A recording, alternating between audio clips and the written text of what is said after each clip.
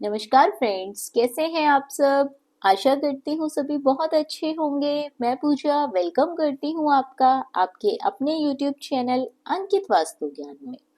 Friends, आज इस video के माध्यम से मैं आपको करवा चौथ व्रत की संपूर्ण पूजा विधि के बारे में बताने जा रही हूँ। आप सभी को करवा चौथ की हार्दिक शुभकामनाएं। फ्रेंड्स, इस साल जो करवा चौथ का व्रत है वो 1 नवंबर यानी कि 1 नवंबर दिन बुधवार को किया जाएगा।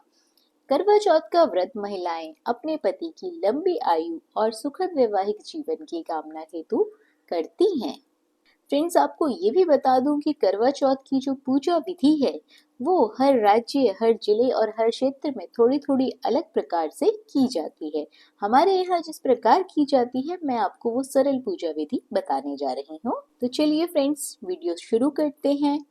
फ्रेंड्स, आपको बता दूं कि करवा चौथ के दिन नहा धोकर आपको सबसे पहले लाल, पीले, गुलाबी, आप डार्क कलर के कोई भी रंग के कपड़े पहन सकते हैं।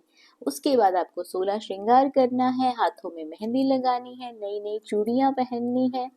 आप अपनी शादी का जोड़ा पहनकर भी करवा चौथ की पूजा कर सकते हैं। लेकिन फ्रेंड्स, विशेष रूप से ध्यान रखें कि काले या सफेद रंग के वस्त्र पहनकर करवा चौथ की पूजा में ना बैठें। ये शुभ नहीं माना जाता है।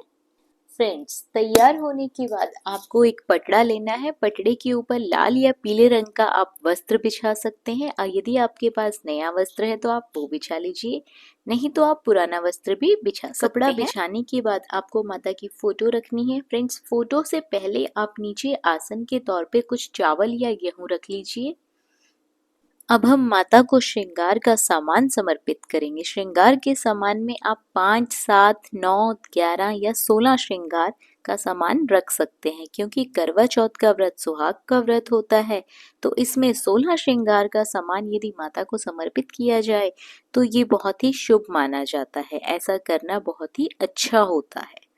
इसके बाद हमें कथा की एक पुस्तक लेनी है। फ्रेंड्स, कथा सुनने करवा चौथ के व्रत में बहुत ही अनिवार्य है। यदि कोई व्यक्ति कथा नहीं सुनता है तो व्रत अधूरा माना जाता है। करवा चौथ की पुस्तक में व्रत विधि, पूजा सामग्री और उद्यापन किस प्रकार करना है, सारी जानकारियां दी हुई हैं। इसके बाद हमें गणपति स्थापना करनी है, तो आप गणपति की प्रतिमा ले सकते हैं या फिर जो कैलेंडर में करवा चौथ माता के साथ गणपति की फोटो दी है उसकी भी पूजा कर सकते हैं। इसके बाद हमें करवा लेना है। मैं धातु के करवे का ही प्रयोग करती हूँ, तो आप चाहें तो मिट्टी के टोंटी वाले करवे का भी प्रयोग कर सकते हैं। इसमें ढक्कन लगाकर कुछ मीठा रखना है। आप मिठाई रख सकते हैं, बताशे रख सकते हैं, चीनी रख सकते हैं। साथ ही आप इसमें एक पुष्प रख दीजिए, एक सिक्का रख दीजिए। फ्रेंड्स, आपको करवे को कंठ तक भरना है और इसके कंठ पर कलावा बांधना है। कलावे के बाद आपको इसको तिलक भी करना है। आप चाहें तो इस पर स्वास्तिक का चिन्हांकित कर सकते हैं। कुछ जगहों पर कलश स्थापना की जाती है, हमारे यहाँ कलश स्थापना नहीं की जाती। तो आप चाहे कलश स्थापना करना चाहते हैं तो कलश स्थापना भी कर सकते हैं। कलश स्थापना की विधि का लिंक आपको डिस्क्रिप्शन बॉक्स में दे दिया जाएगा। इसके बाद हमें एक और जल का लोटा अपने पास रखना है। ये हमें कथा सुनते हुए अपने पास रखना है और इसके बाद हम इस लोटे को सूर्य देव को अर्घ दे देंगे। जो हमारा पहले वाला करवा है वो चंद्रदेव के लिए है और ये सूर्य देव के लिए है। इसे भी आपको कंठ तक भरना है और इसके कंठ पर भी आपको कलावा बांधना है।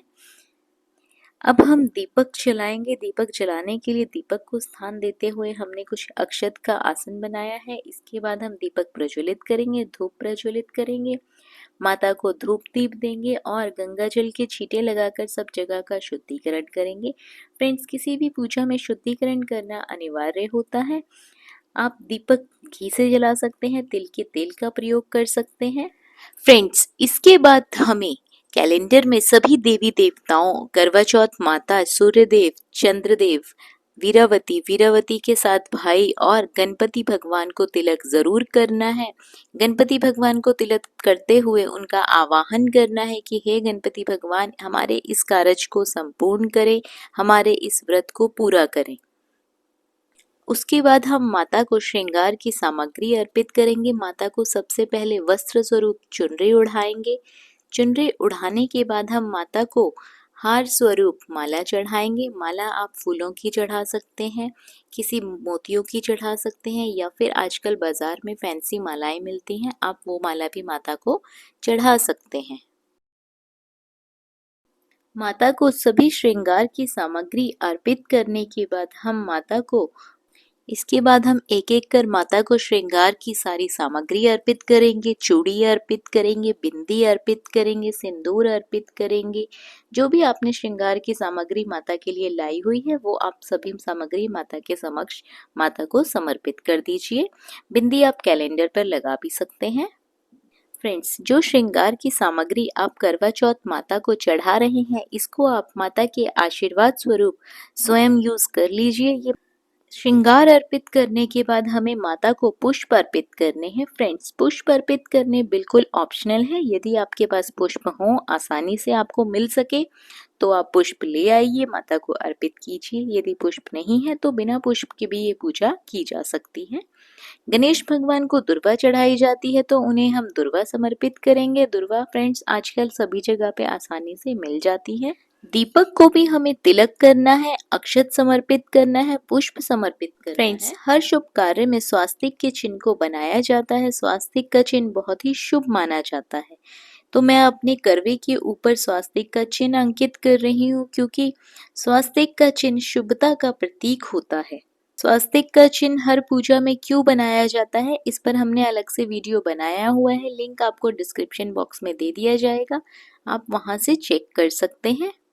इसके बाद हमें गणेश देवता को जनेऊ अर्पित करना है। यदि हमारे पास जनेऊ ना हो तो वस्त्र स्वरूप आप गणेश भगवान को कलावा भी समर्पित कर सकते हैं। अब हमें करवा चौथ माता को भोग लगाना है, तो भोग में आप ऋतुफल ले सकते हैं। गणपति भगवान को भोग लगाना है, गणपति भगवान को भी आप ऋतुफल चढ़ा सकते हैं। हमारे यहाँ करवा चौथ के दिन खीर बनाई जाती है, तो हम करवा चौथ माता को खीर का भोग भी लगाते हैं। साथ ही हमें बताशे का, मिश्री का या फिर चीनी का भोग आप माता को लगा सकते हैं। सफेद चीजों का भोग करवा चौथ माता को लगाना बहुत ही शुभ माना जाता है। यदि आपके पास सफेद मिठाई उपलब्ध है तो आप सफेद मिठाई का भी भोग माता को लगा सकते हैं। साथ ही आप अपने करवे के ऊपर कुछ बताशे भी रख लीजिए, क्योंकि चंद्रदेव को सफेद चीजें चढ़ाई जाती हैं। चंद्रदेव शीतलता का प्रतीक है, तो हमें ये शाम को अर्घ देते समय चंद्रमा देवता को भोग लगाना है।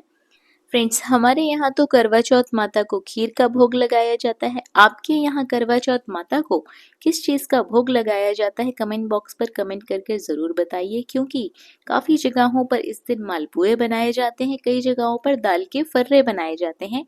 इन्हीं चीज़ों का करवा चौथ माता को भोग लगाया जाता है।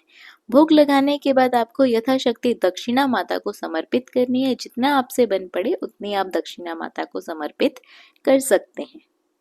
इसके बाद आपको अपनी सास के लिए बायना निकालना है। फ्रेंड्स, बायने में आपकी सास साड़ी या सूट जो भी पहनती है आप वो निकाल सकते हैं। वस्त्र के साथ आपको श्रृंगार की कुछ सामग्री भी रखनी है। इसमें आप 16 सामग्री रख सकते हैं, या फिर आप 11 सामग्री, 7, 5 सामग्री, जो भी आपके सामर्थ्य में हो वो सामग्री आप श्रृंगार की रख सकते हैं। यदि आप 2 सामग्री ना रखना चाहें तो आपने जो माता को सामग्री चढ़ाई है श्रृंगार की, वो श्रृंगार की सामग्री आप अपने सास को बायने में दे सकते हैं। श्रृंगार की सामग्री के साथ कुछ दक्षिणा जरूर रखें। आपको बायने के सामान में पैसे भी रखने हैं।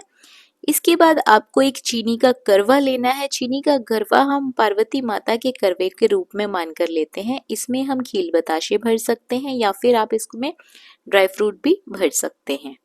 इसे भी आपको बायने के सामान के साथ ही रखना है, क्योंकि ये भी आपको अपनी सास को ही देना है। फ्रेंड्स, ध्यान रहे कि जो बायना है वो ससुराल पक्ष वालों को ही दिया जाता है। यदि किसी की सास नहीं है तो वो अपनी ननद, जेठानी या फिर चाची सास, जो भी ससुराल पक्ष में सुहागिन महिला हो, उन्हें ये सामान दे सकते हैं। फ्रेंड्स, ये पूजा खत्म करने के बाद आपको करवा चौथ की कथा सुननी है, या फिर आप कथा पढ़ सकते हैं। कथा पढ़ने के लिए आपको अपने हाथ में चावल लेने हैं, या फिर आप गेहूं ले सकते हैं, आप बाजरा ले सकते हैं, कोई भी अनाज आप अपने हाथ में ले सकते हैं। कथा पढ़ते समय आपको एक एक दाना यानी कि 13 दाने तक आपको करवे में डालने हैं। 13 दाने आप गिनकर भी हाथ में निकाल सकते हैं। एक एक कर कर उन्हें आप अपने करवे में डाल सकते हैं। फ्रेंड्स, कथा मैंने इस विधि में नहीं बताई है क्योंकि यदि मैं कथा बताती तो वीडियो काफ़ी लंबी हो जाती। कथा का लिंक हमने अलग से दे दिया है, आप डिस्क्रिप्शन बॉक्स में चेक कर सकते हैं। जो बाकी के बचे चावल या अनाज आपके हाथ में होगा उसे आप अपने पल्लू में, यानी कि जो भी आपने ओढ़ा है अपनी शादी की चुन्नी या पीलिया, इस प्रकार से बांध लीजिए। इसको आपको शाम के समय जब आप रात्रि में चंद्रमा को अर्घ देंगे उस समय आपको ये चंद्रमा को चढ़ाने हैं। फ्रेंड्स, चंद्रमा पूजा के लिए आपको इस प्रकार से एक थाली तैयार करके साथ में ही रख देनी है। इसमें आप इस तरह से डेकोरेटेड थाली भी ले सकते हैं। डेकोरेटेड छलनी और डेकोरेटेड थाली आजकल मार्केट में आराम से मिल रही है। आप चाहें तो सिंपल थाली का भी प्रयोग इसमें कर सकते हैं। इस थाली में आपको अपना करवा रखना है, छलनी रखनी है, घी या फिर तेल से भरा हुआ एक मिट्टी का दीपक रखना है, क्योंकि ये दीपक चंद्रमा को दिखाने के बाद आपको वापस नहीं लेकर आना है। आप चाहें तो धातु के दीपक का भी प्रयोग कर सकते हैं। पूजा करते समय जो हमने अपनी चुनरी में चावल बांधे हैं, जल अर्घ देते समय वो चावल चंद्रमा को जरूर चढ़ा दें। इसके बाद हमें करवा चौथ माता की आरती करनी है। कुछ जगहों पर करवा चौथ माता की आरती कथा खत्म होने के बाद की जाती है, कुछ जगहों पर चंद्रमा को अर्घ देने के बाद की जाती है। आपके क्षेत्र में जिस प्रकार भी हो आप उस प्रकार आरती कर सकते हैं।